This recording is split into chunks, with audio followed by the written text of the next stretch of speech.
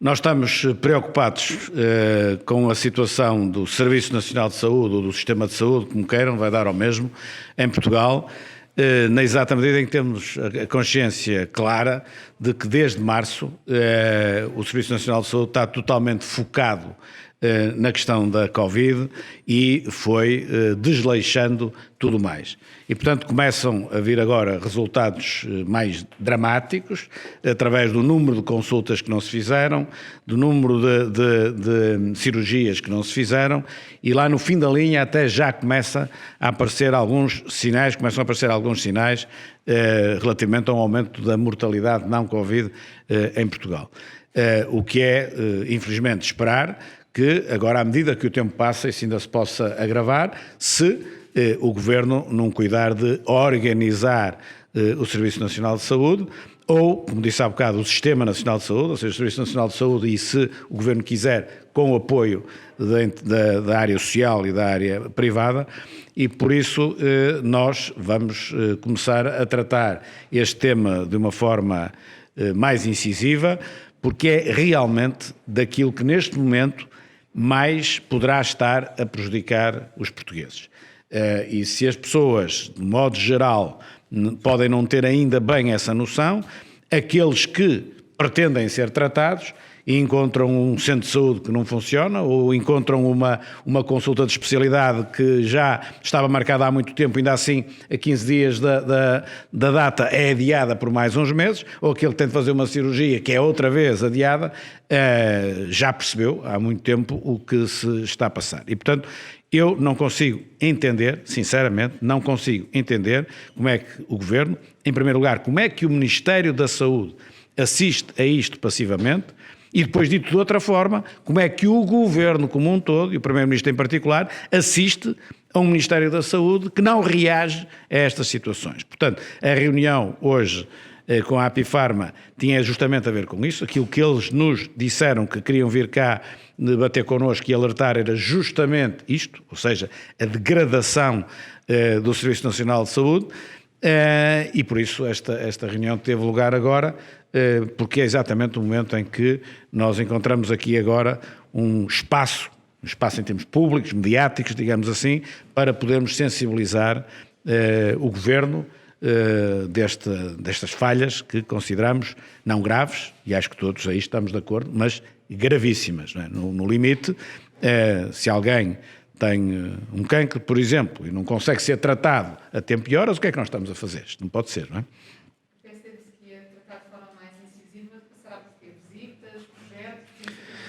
Passará por tudo aquilo que a nossa imaginação permitir para obrigar o Governo a alterar a sua postura. E isso passa justamente pelo que diz. Podem ser visitas, podem ser iniciativas no quadro da Assembleia da República, enfim, pode ser tudo aquilo que estiver ao nosso alcance para aqui fazermos aquilo e sabem que eu tenho essa postura, quer dizer, eu não estou em cada canto e cada esquina a dizer mal do Governo só porque sou oposição, como sabem que é assim, mas depois, quando as coisas são sérias, também tenho a obrigação de utilizar a credibilidade que posso ter adquirido por não andar a dizer mal tudo e mais alguma coisa, para dizer mal quando está mesmo mal. E aqui está mesmo mal. E não pode ser, e a oposição tem este papel, e quando é importante temos de fazer. Isto é muito importante, é efetivamente muito importante.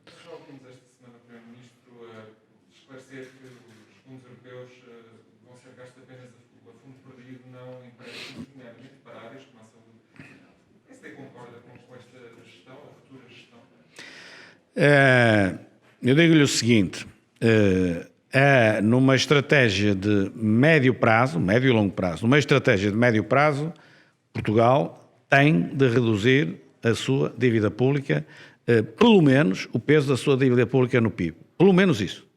Não é possível desenhar um plano de retoma que não preveja a médio e longo prazo, mas já a médio prazo, a redução da dívida pública. No curto prazo, essa redução da dívida pública é absolutamente impossível. O Governo diz que não vai utilizar a componente de dívida que está posta à disposição pela União Europeia, porque temos uma dívida muito alta.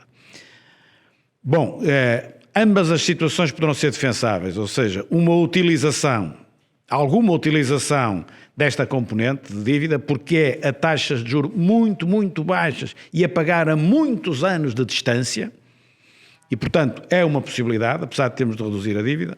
Há outra possibilidade, que é aquela que o Governo diz, mas nem esta queremos. Eu acho que isto, nós estamos a analisar justamente esta situação, e ainda, neste momento, ainda não lhe digo se entendo que para o país é melhor poder usar uma parte disso ou não usar, tal como o Governo diz. Estamos a analisar essa situação com estas balizas que lhe estou a referir. O facto de vir uma crise sem precedentes pesa mais para o lado de usar para os empréstimos? Dou-lhe o argumento ao contrário, também, se for preciso. Isso é um argumento possível. O outro argumento é sim, usa agora, mas depois vai ter de pagar lá no fundo, empurra para a frente um problema que tem em cima da mesa, que é a dívida pública. Mas, dadas as circunstâncias, neste momento, ambas as situações poderão ser defensáveis, e nós, mais dia menos dia, estamos a estudar isso, justamente. Não tem sido concordado com as críticas que foram feitas pelo deputado Paulo Rangel, disse que este plano era muito estatocêntrico, e já agora, quando é que o plano do PSD vai ser apresentado? O plano do PSD vai ser apresentado nos próximos dias, tal como eu disse, a partir do dia 31 de setembro, haveria de ser apresentado. Dia 31 de setembro vai terminar hoje ao meio-dia, à meia-noite, e, portanto, a partir de hoje à meia-noite podemos apresentar. Agora tem a ver, é uma questão de agenda, da minha própria agenda. Verão então aí o programa. Há aí uma diferença, de certeza que haverá uma diferença nesse peso entre o público e o privado. E haverá de certeza, eu tenho vindo a dizer há muito tempo, que aquilo que é vital é o apoio às empresas exportadoras e ao investimento, portanto isso notarão lá. O setor público não deixa de ser muito importante também. Agora, a dotação que o Governo tinha para o setor público é uma dotação muito grande no quadro daquilo que é esta verba de apoio agora imediato, não depois no quadro comunitário de apoio. E eu tenho muitas dúvidas, para não dizer certezas, se o país tem capacidade para utilizar tanto dinheiro em tão pouco tempo na modernização da sua administração pública. Está a ver? A dotação que o Governo tem para esse efeito, que é 1,8 mil milhões de euros. Essa dotação, para ser consignada em 2 mais 1 ano, 70% nos 2 primeiros anos e 100% nos 3 anos, para ser realizado depois em 6 anos, não sei se o país tem essa capacidade de utilização. E, portanto, isso posso dizer, a nossa solução vai ter muito menos verba do que essa para esse efeito. Tenho mais uma pergunta, deixa-me perguntar como é que viu os elogios feitos pelo Presidente da Comissão Europeia que esteve em Portugal, e sendo Conselheiro de Estado, terá tido a oportunidade de ouvir ainda mais a fundo sobre as perspectivas para os próximos tempos, tanto europeus como a nível nacional, e depois já teve alguma resposta do Primeiro-Ministro às palavras que disse que mal seria se o líder da oposição não pudesse dialogar com o Governo, e como é que vê estes avisos sobre a crise política se não houver muita mais tempo? Essa segunda pergunta que me faz não tem resposta, não é? Eu fiz esse comentário, um comentário de ordem teórica e acho que sim, devo sublinhar, acho que é muito mal para o país quando os diversos líderes políticos, eu falei entre o líder da oposição e o primeiro-ministro, mas também é válido para os outros líderes partidários, quando as pessoas não dialogam umas com as outras e deixam de degradar a relação ao ponto de só se insultarem, quer dizer, não vejo nada de civilizado nisso. Não tenho primeiro-ministro que responder a isto, não há nenhum comentário que ele fale, não sei o que queira fazer. Quanto à sua primeira questão, aquilo que é a intervenção da Presidente da Comissão Europeia é uma intervenção de caráter genérico e geral.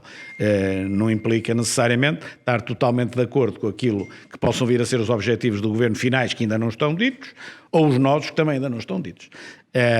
Quanto ao que se passa dentro do Conselho de Estado, isso não vou quebrar a regra, não digo nada, não é? Vai haver contributos do PSD para este plano de recuperação e resiliência? Como lhe digo, isso estará apto a ser divulgado a partir da manhã, e agora é só arranjar o melhor dia da agenda. É só isso que está em causa, a partir da manhã, hoje ainda não está. E verão isso. E em relação às questões do PSD aprovar o orçamento, queria renovar mais uma vez a pergunta que já fizeram muitas vezes, se no cenário limite o PSD, se não houver aprovação à esquerda, o PSD dá um aval para passar este orçamento. Já volto a dizer aquilo que já disse muitas vezes e que é lógico, absolutamente lógico. o Primeiro-Ministro disse que no momento em que não conseguisse aprovar o orçamento com o PC e com o Bloco de Esquerda, ou pelo menos com um deles, que o seu governo se tinha esgotado. Não foi este o termo, mas a ideia é esta. E, portanto, a partir daí, obviamente que o PSD tem um papel passivo até ao dia 12 de outubro. No dia 12 de outubro entrará uma proposta de orçamento que, como eu tenho dito, muito dificilmente poderá colher o nosso apoio, porque então, se é todo construído à esquerda, será muito difícil colher o nosso apoio, não por ser à esquerda, mas pelas propostas que integra. Ainda assim, não vou falar sobre um documento que não só não conheço, como ainda nem existe. E, portanto, no limite, a decisão de voto é depois de conhecer o documento e estudar o documento. E não será no dia 13 de outubro, que eu não leio as coisas rapidamente. Sei visto, analisado, sabemos de antemão que é muito difícil, se ele é construído à esquerda, mas se eu ainda não o conheço, como é que eu vou fazer já uma sentença de morte do documento se eu próprio não o conheço? Veremos depois o conteúdo do documento e comentaremos o conteúdo do documento e faremos propostas que consideremos nevrálgicas, estratégicas para a alteração do documento, que provavelmente serão chumbadas, como é lógico. Tá? Muito obrigado.